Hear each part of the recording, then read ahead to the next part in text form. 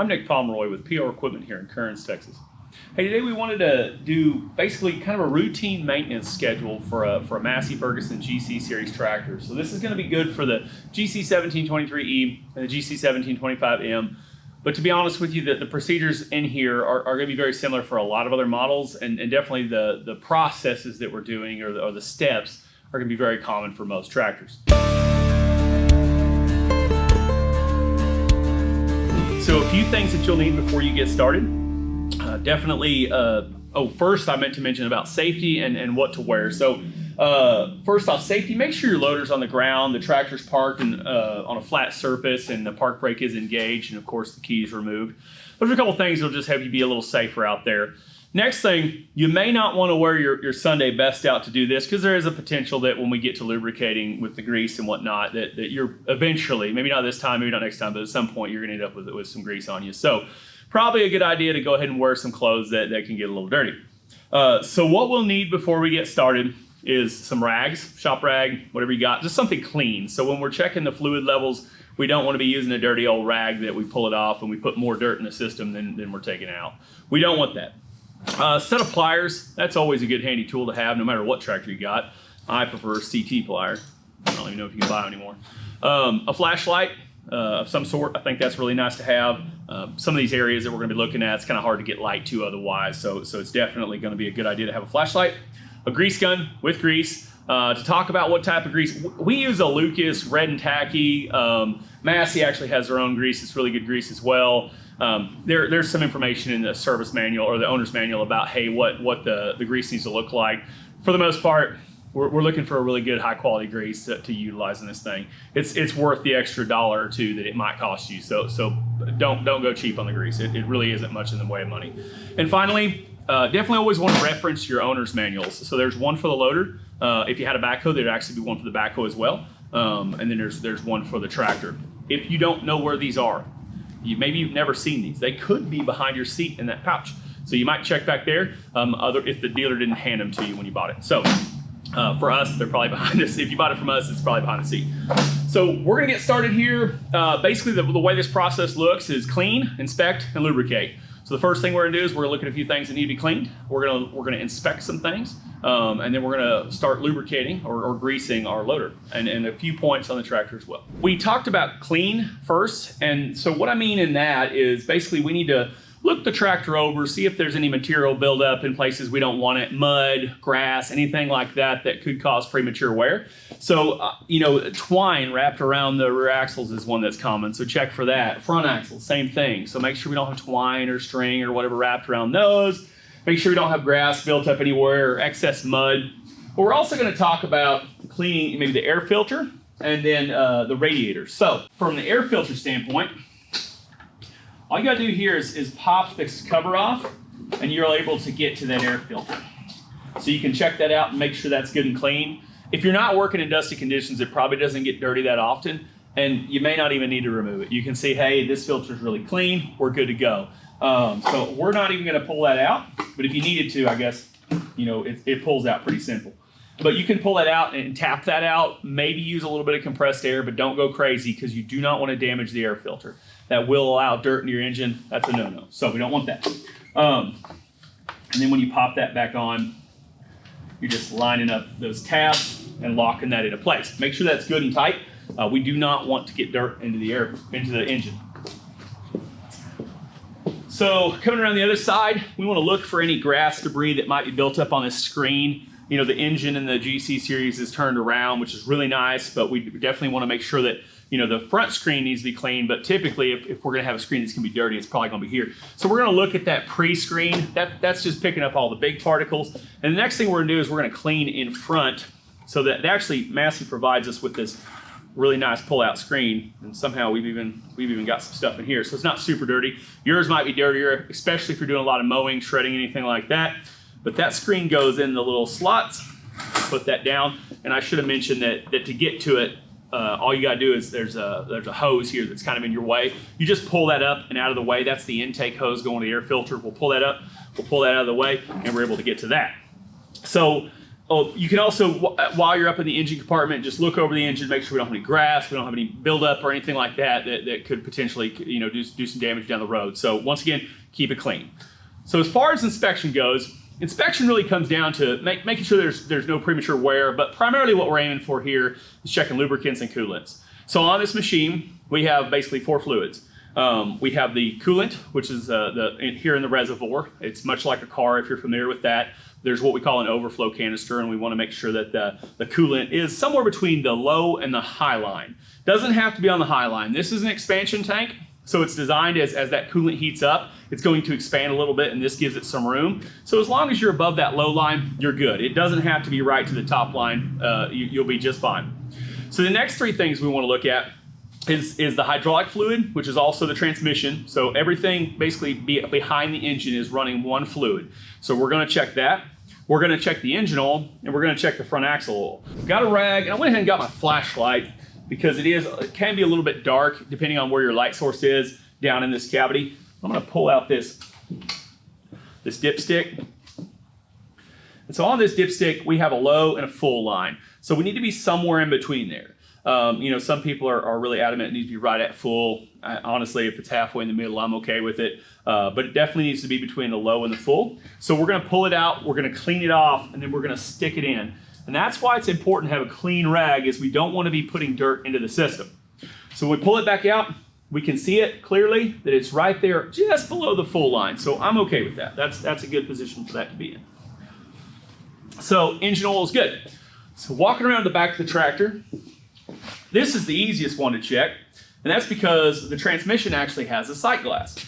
And so when we get down here, we can look, and just to the left side of the PTO is the sight glass. And so as long as we have fluid in that sight glass, we're A-okay. It doesn't have to be completely full. In fact, personally, this is my personal preference, I prefer it to be to have a little air gap in that sight glass, and that lets me know it's not over full. Because otherwise, I mean, it could either be, you know, just right at full or potentially be over full if you can't see a little bit of air. So I like to see a little bit of air. That's just something that's kind of one of my things.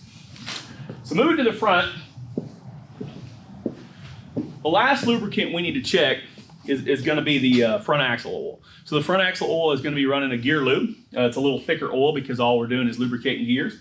And on top, so this is where probably need a set of pliers. Got to be a little careful. This is a plastic plug, and we want to make sure we don't damage it. But if you get your pliers set just right, you can get on this plug and you can twist it out. You just apply constant pressure and it'll break loose, and you can pull this plastic plug out. So with that out, we can take our flashlight, we can look down in the hole, and we can see, as Massey says in the owner's manual, we want fluid, or that lubricant, halfway up the axle case. So we can see that lubricant is there. If you need a little help to check that or whatnot, you could potentially use a wire. Here again, use a clean wire, but you could check to make sure that you've got good fluid in there. But it's pretty easy to see from the top. So we're going to put that back in. Now, when you're putting that back in, we're not going crazy on the torque here. We just want to make sure it's good and snug. That's going to keep any moisture out. So we're just going to put that in kind of, I don't want to say finger tight, but not much more than finger tight, because we don't want it to fall out. We don't want water to get in, but we don't need to over tighten it. It is just a plastic plug. So that kind of goes over the basic inspection and cleaning of the tractor. And now a couple other things to look at in terms of inspection, and especially as your tractor gets old, make sure there's no extra wear in the steering joints. Make sure, you know, everything is tight back here. We haven't lost any of the parts on the linkage. You know, check your air pressures. You know, those are part of the inspection as well. Then we're going to transition into lubricating. So, once again, grease gun. You can get these pretty much any hardware store, any auto parts store, anything like that. I told you we use red and tacky, which is why this is red. And we're going to lubricate. There's a handful of grease points on the tractor itself, and then the bulk of those are going to be on the loader. So when we're lubricating the tractor, once again, if you forget these points, refer to the owner's manual. If you want to know the specification of the oils, or the lubricants, or the oils, the coolant, refer to the owner's manual. If, like I say, if you need any information, it's all there provided for you. So underneath here, there are 2 grease points on the mower linkage. There's one on the hydrostat linkage, and then we're going to work on greasing the loader. So this is the part where you got to watch it, because this grease seems to somehow find its way onto my shirt no matter how I try to do it. This is the part where you want to make sure you're really clean. Well, once you reach under here, you're going to see the mower linkage, and we're going to put our grease coupler onto that fitting. We're going to give it about 2 pumps, and then we're going to pull that off.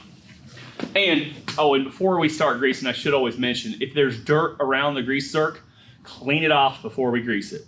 If there's dirt on your grease gun end, clean that off before you grease it. We don't want to put dirt into the system. We're just trying to get grease in there, get it lubricated. There is one grease zerk directly on the opposite side on that exact same linkage bar. One thing to watch out for is maybe a grease zerk that's bad. And so if you're pumping grease and that grease is not going in, it's maybe squirting out around here, a couple of things could be the culprit. The one is maybe we don't have it pushed on there really good, so we'll want to check that. 2 is maybe the zerk is plugged or stuck, and then 3 is maybe our coupler's bad. So that's something to kind of keep an eye out long term, but we want to make sure the grease is going into the fitting and not out around it. There's one more grease zerk here on the linkage, and this is kind of a nice one because you can see down through the hole for the reverse pedal where that grease zerk is. That lubricates the hydrostat linkage, so these pedals. We want to keep those nice and lubricated so they stay good and tight.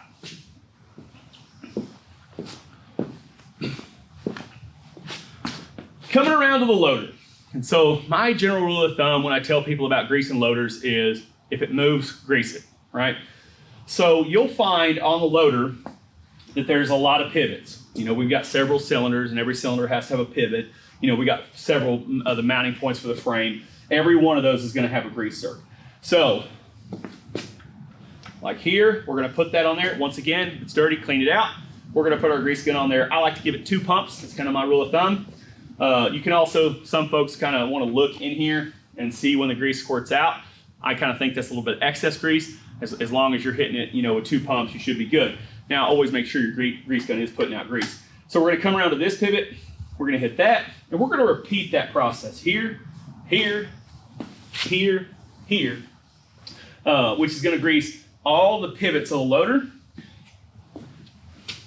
So we're going to repeat that process around the loader and get it all greased. So now that we've lubricated the tractor, we've got the loader lubricated, we've got the tractor lubricated, really you're good to go, right? So this tractor should be good to run for a while. You can always, a couple of things you can kind of look at. This is a bit of an area where there's some discussion, I should say. Some folks like to grease these top links, and some folks think when they grease them it attracts dirt. I'm not going to tell you which one to do. Honestly, I normally don't grease mine because, like I say, you grease them and then it attracts dirt back here, especially. It's kind of like down here as well. So I typically don't. You can if you're going to store it inside and keep it clean. That's not a bad thing to do. It'll keep this top link good and freed up, but it's not probably super critical either way. So now that we've taken care of that, this tractor is good to go. We should perform this roughly every 8 hours of operation. So when I say that, I don't mean, if you hop on it, it's not a daily thing. So you're not like every time I jump on it, I got to do this. There's some checks to do there, but this is basically every 8 hours or so of operation. You're going to want to check these things, make sure you're still good to go, make sure that you're not losing oil anywhere or whatnot, make sure everything's greased, and this is going to keep your tractor in good shape for years and years to come. If y'all have any questions, just reach out to us. We'd love to help you keep your machine in shape. If y'all need any parts, if you're looking to upgrade, come check us out. I'm Nick Palmer with PR Equipment. Thanks.